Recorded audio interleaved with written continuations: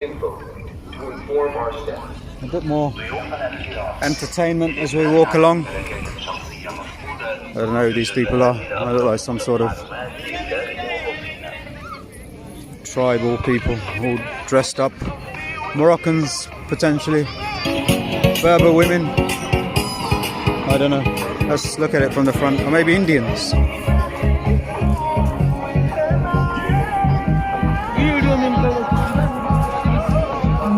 Actually, they're Indians. There we are.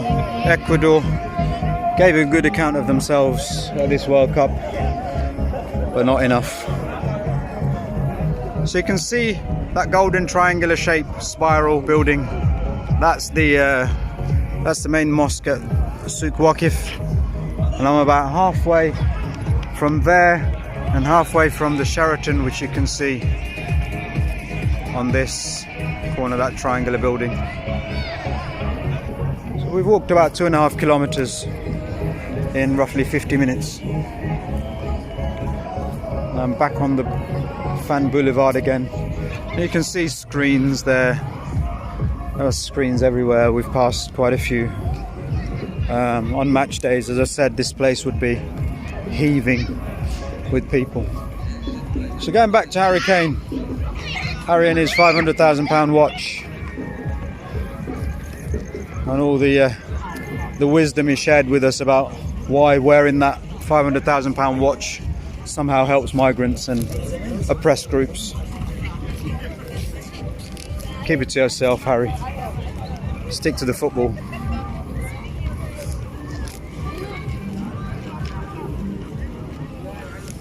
And most of these countries, most of these players have come to Qatar to play football. And do you know what? Since all of that politics with the armbands, with the Germans and their hand over their mouths, what was all that about? Again, hypocrisy. It's been called out. It's been exposed. The Germans, who effectively gagged Mesut Ozil from talking about a very legitimate issue of 3 million Uyghurs in concentration camps in China. And every country who supported the Germans with their hand over their mouths are hypocrites, right from a government down to the man in the kitchen or the woman in the kitchen and everybody in between who supported that agenda. Because if that agenda was genuine, if that was real, then you would have all supported Mesut Ozil and his stand against the oppression of the Uyghurs in China. Another FIFA merchandise shop. I've said enough about those places, haven't I? I've given FIFA a good battering every so often. Well deserved, because they've been fleecing fans the world over for nearly 100 years, and frankly, as soon as that organisation is disbanded and restarted again by people who know and understand football, the better it will be. There we go. More screens replaying the games from the past 2.5 weeks.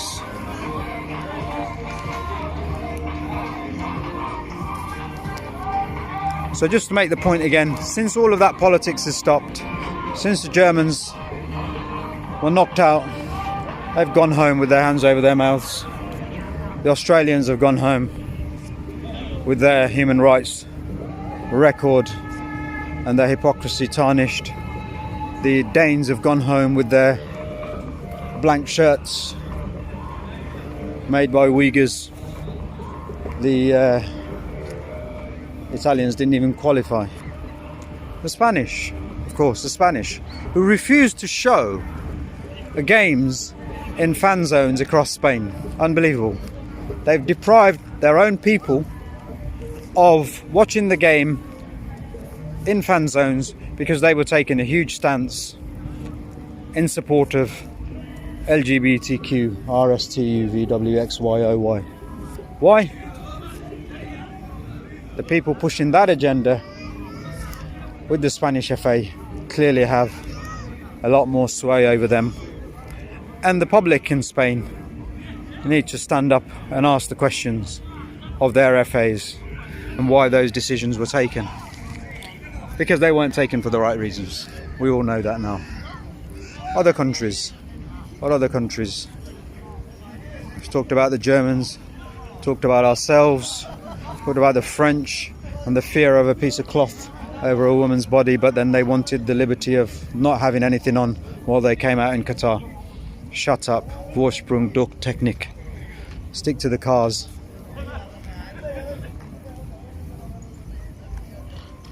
And I could go on. Almost every country that qualified or didn't qualify. And sad to say, it is mainly been the European countries which have peddled the lies and the half-truths and the hypocrisy and the double standards. Because the people from the Far East came, the Japanese, the Koreans, they've absolutely loved it. And they have been immersed. They've immersed themselves into the Qatari culture here. And the Qataris have loved them as well. The Africans feel that this is their competition too. And that's why, with Morocco getting to the semi-finals, the Arabs are now calling the Moroccans Arabs. But they're Africans when it doesn't suit them. But you get my drift. The African countries, the Ghanaians, Senegalese, Cameroons, everybody has felt that this is their tournament. And there are so many Africans that still remained here. I haven't got a ticket between them. Their team's nowhere in the latter stages, but they've stayed here because they've absolutely loved it. The South Americans I've mentioned, the Brazilians, the Argentinians, the Mexicans, the Uruguayans, they're all here. Yes, a lot of them have left because obviously they've got no more interest left in the competition, but a lot of them have left. They want to see the country, they want to see the place, they want to sample the culture and the customs and the traditions and and everything else.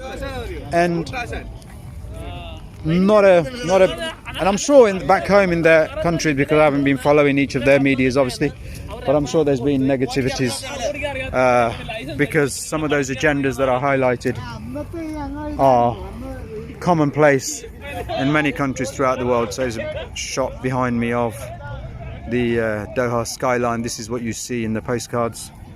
But out here, the South Americans have absolutely loved it. They have got involved with everything here in Doha. And you've seen from other videos of the souk, the old part of Doha, people have been having a whale of a time. The carnival atmosphere has been created by people, and all of these people have taken part and they've made it what it is. But we've seen this World Cup, we've seen a divide open up between East and West. We've seen that our Western UK, European media portraying this tiny desert nation in a very different light to what the Asian, South Asian, Far Eastern, South American, African countries have done. And that's worrying. That's worrying for many reasons, because football unites people. Football brings people together. And some of these countries, some of these people have wished and hoped and prayed, if they believe in anything, that this would not be successful. That Qatar, a tiny nation, should not be allowed. The Middle East should not be allowed a World Cup. Middle East, Africa should not be allowed a World Cup. And we remember in South Africa didn't host a World Cup in 2010, I think. South Africa effectively provided a platform, and the World Cup was organised by other people, we know that. That's why very little of South Africa and South African culture came out in the fore, apart from the vuvuzelas making a lot of noise. But this World Cup, the ownership of it has not just been from Qatar, but the entire Middle East and Africa and Asia. And everybody, every country represented here in Doha, in Qatar, has felt that they have a stake in this. They have ownership in this World Cup. And the way it's been portrayed in our media, in Western European media, has been nothing short of a disgrace. An absolute disgrace. And the hypocrisy, again, I have to use the H word time and again, because we have not heard a word from some of these prominent politicians in some of these countries. In Spain, in France, in Germany, in Holland, in Denmark. Why? Because the truth is, that all of these countries are tied down to the Qataris and the Qatari money in their billions. The Germans have signed a $15 billion deal, annual, yearly deal with the Qataris for gas. We, the UK, rely on 25% of gas from Qatar. Qatar is the single biggest landowner in London. Just pause and think about that for a minute. Qatar, the Qatari government, is the single biggest landowner in London. And that is why Rishi Sunak last week came out and said, what a fantastic event, because he was under pressure to say something. In the background, there are some very stern conversations going on. And we had the idiot of a minister, can't even remember his name now, came out and he decided he was going to make a stand wearing his rainbow tie. Yep, that's going to help people. That's really going to make a difference. That's really putting your neck on the line. Well done with your diplomatic immunity, wearing a rainbow tie to make your point. Because we know in reality you would not be making any point in private, because whether we like it or not, they're buyers, we're sellers. And if we've got something to sell, they've got the money to buy. And we're in no position to be preaching to anybody about anything. There are ways of going about saying and doing things. And diplomats should be diplomatic. Politicians should understand. Genuine politicians should understand. They're winding people up, spreading lies, and going with popular agendas. They're only popular for a short time. And they're popular because usually they're full of lies and half-truths, mistruths, and they follow a particular agenda. So, interestingly enough, none of the politicians from these countries who are tied down to Qatar and the Qatari business and governments have said a word. They've left it instead to a bunch of people who kick a ball about and who haven't got a clue about the facts, who don't understand the politics, and they've been used. So Harry and the rest of the team, boys, you've been taken for mugs. You need to wake up, just like the rest of us need to wake up and call out these double standards, because it's wrong. They've ruined, and of course the media has fed off some of those lies peddled by certain fractions of our politics, and as a result stopped hundreds of thousands of people from coming. I myself would have come to this World Cup with my family, having been here several times.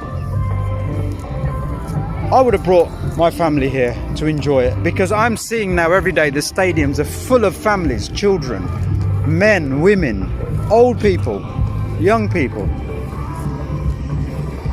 And I'm wondering now that had I not been, and again I say that I'm someone who's been here and understands this place, I got taken in by some of the lies that were being pushed about how hard the Qataris were going to be in this World Cup, how they were going to enforce and force their agenda on us, how it was going to be difficult for women, how it wasn't family friendly, how it was going to be a disaster, etc, etc.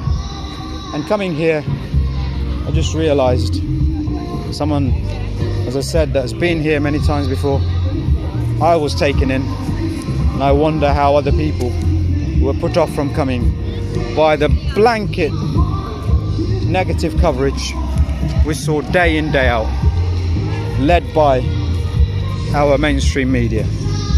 So shame on you, shame on everyone who's involved in the spreading of fake news and lies. Thankfully,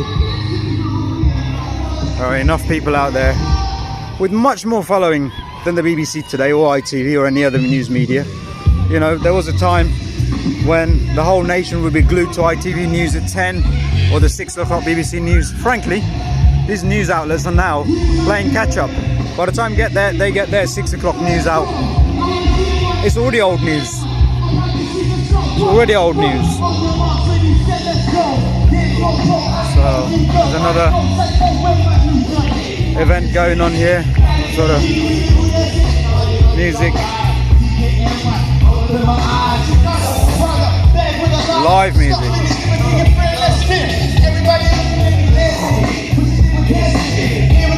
To give you a glimpse of what he's rambling on about.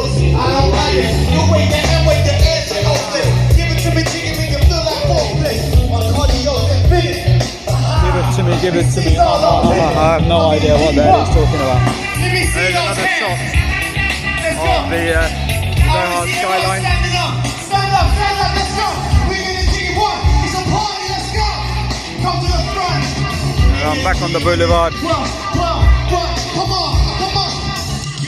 Maybe I'm getting old, but it's just a lot of noise. It's just the same words repeated. If actually somebody gave a word of a sheet with all the words that they say, I feel it don't make sense. That's my age showing now. There was a time when I did move to nonsense like this. Not anymore. I like the easy life now.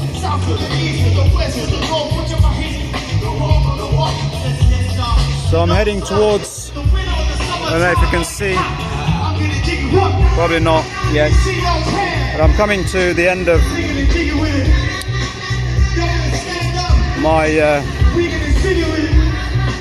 my Corniche walk. There you go.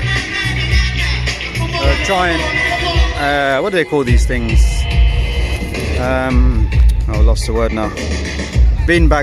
Football beanbags that are just there. People are making use of. There are lots of different types of seating, left and right. In front of us, with the flag, is the Qatari National Assembly Parliament building. Everything's very, very condensed. And you notice on top of this building the Moroccan flag. For the next few days, the Moroccan flag is going to take center stage in Doha, because, as I said, most of the Arabs now consider Moroccans as Arabs. But if they lose, they'll be Africans. Or light-hearted humour, of course. Moroccans, when it suits them, want to be Arab. When it doesn't suit them, they want to be African. Good-natured local humour takes a bit of getting used to and understanding. But here we are. Well, they haven't discriminated against anyone. You see, look, there's a French flag there. Brazilian, Swiss. No, it's genuinely has been a great carnival atmosphere here in Doha in this World Cup. And it's a sober World Cup. It's a World Cup where everybody that's here understands and appreciates and respects the culture and the customs and the religion and values. And that is why those that are here, those that have stayed here, are enjoying themselves so much, because it makes a huge difference to be able to do things and remember what you did. Not a dig at people who drink, that's all. There are lots of people who drink. They can handle it perfectly fine. I'm talking about the ones that can't and spoil it for the rest of us. This is like a never-ending boulevard. As I said, the Corniche is good 6.5 kilometers. So, and we've only covered about an hour and 25 minutes of it. And I've managed to get across 2/3 of it already. So, if you've got the patience or the stamina, do stay on for another half an hour or so and you can hear the rest of my views. Of course, these are my views, and you're free to listen, you're free to comment, agree, disagree. That's the world we live in. So there we are, just to give you an idea.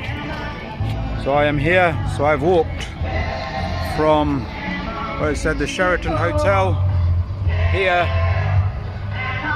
and I've come all the way around the fan festival, the boulevard, and of course where it says I'm here, and where effectively it ends with more screens and stages. This is basically the location of the Islamic Museum of Islamic Art, and sits opposite the souk market where the mosque I've been pointing out several times. So actually I'm more than about 2/3 of the way across, probably another half an hour to go. So if you've got the stamina, do stick with me, and of course do let me know what you think about some of the issues that I've raised here.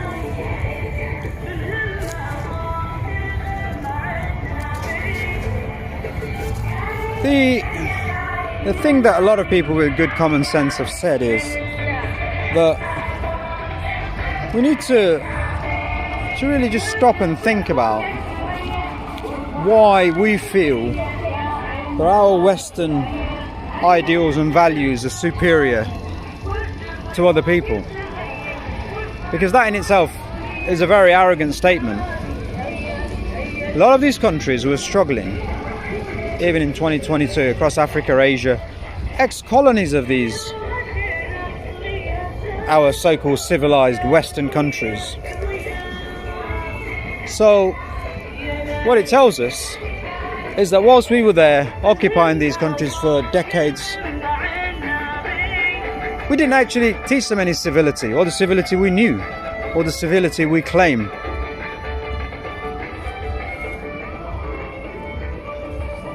Because Qatar, up until 1971, was ruled by us, the British. What's our legacy in Qatar? In 50 years, they've had to redefine, reimagine themselves as a country, and they've decided to focus on their modern Islamic cultural ideals to create an identity for themselves which sits comfortably for them, in their view, and for a lot of people in the Middle East and Asia and Africa. So our values and our morals aren't universal. We can't simply say that ours is superior than others, because that is very arrogant.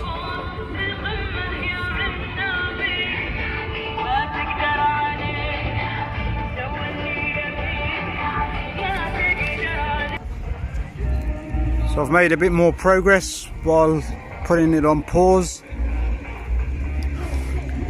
Here to my right, we're seeing now the Qatari Parliament building, very close to the old part of Doha, and again the Moroccan flag in the background. As I said, the Moroccan flag is going to take centre stage over the next few days, and every Arab, every Asian, every African is keeping their fingers and everything crossed that Morocco can spring the surprise of surprises and beat France and get to the World Cup final. How great that would be. Another shot behind me to the left here of the Doha skyline. All these buildings lit up colourfully in the night, and can't avoid the World Cup branding everywhere you go. There you go, Doha. People still wandering around with their kids, with their families. It's like the city that never sleeps. Well, not for the last month anyway. I'm sure it will have a long and well-earned rest at the conclusion of this fantastic World Cup. And I have to remind everybody that a lot of these videos sound like all I'm doing is picking out the very best bits of Qatar. Look, Qatar is a very small place, okay, and of course there are lots of things that it needs to do right, lots of things it needs to improve, but on the whole it's a very advanced society, a very forward-looking society, a very hospitable, welcoming society, and it allows people to be who they are when they are here without pushing morals or morality down anyone's throats. Let's take a quick tour of this pier, as I've done many times, and then we can show you exactly what that postcard picture that you see about Doha comes from, or where it comes from. It basically comes from this point, this position. Everybody that comes here takes a picture of the Doha skyline behind them, and no matter how bad your photography skills, you cannot get this picture wrong. You literally point your camera and you click, and you end up with the most amazing shot of the skyline. So here we are. Obviously this time you've got the Qatar 22 branding. I suspect it will stay there for a while, the legacy of the games. This is the countdown that you'd have seen in the media and various places. This is the emblem. This is Qatar World Cup branding. Looks like it's floating in the Arabian Gulf. I'll come back in the daytime to take some pictures for myself with this background, but I've done it many times. So these are the fridge magnets that you have, and if you're one of the fortunate people that get a fridge magnet from me, then this is the fridge magnet you'll be getting. The buildings in the background, Qatar 2022 in the foreground. I'll be honest with you, I usually pay about 2 riyals, but this time I'm going to be paying about 20 riyals for these, so you better savour it and enjoy it and keep it on your fridge. There we are. You can't go wrong with that picture. You get that every time, no matter how bad your photography skills. Well, that's it. Qatar 2022. Head back. So there you can see the mosque there, that golden spiral building, and then there, bang in the middle of my shot, is a museum of Islamic art. I'll give you some interesting facts about that when we get closer to it. But effectively, that's the end of my my journey across the Corniche, and it also is where the MIA Park is. It's a beautiful green space for families, for picnics, for football. A wonderful place to relax under the trees, in the shade, in the lake. Let's just go around this way. So at the back of the countdown clock for Qatar World Cup 2022, and we've got these 6-foot plus lettering that you can't miss. It tells you exactly what this event is and where it is and when it is. There you go. FIFA World Cup Qatar 2022. And a shot of old Doha in the background, heading back out to the boulevard, and there we are with the Parliament building in front of us. Looks like a fort, an old fort. Very plush inside. I had a chance to go in there just before pandemic. Palatial, as you can imagine. These Arab stones skimp on luxury and decor. Ostentatious. Not my cup of tea, but like with a lot of things, hey ho, it is what it is. Each to their own. Right, so back on the boulevard again.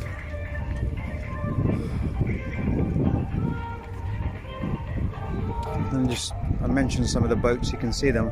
We get a better view of this at some point in the next couple of days when I come back during the daytime. As I said, mainly these dough boats used to be used for pearl fishing. So I'm just going to go on the, let's get a walk along here. One of the things that fascinated me when I first came to Doha about 7-8 years ago was this Corniche, this walk. They're not here at the moment, but they used to have these giant umbrellas every 50 meters or so. And there you go, some Corniche branded seating. I'm going to get down because security are giving me some funny looks. They don't want me to have an accident or anything.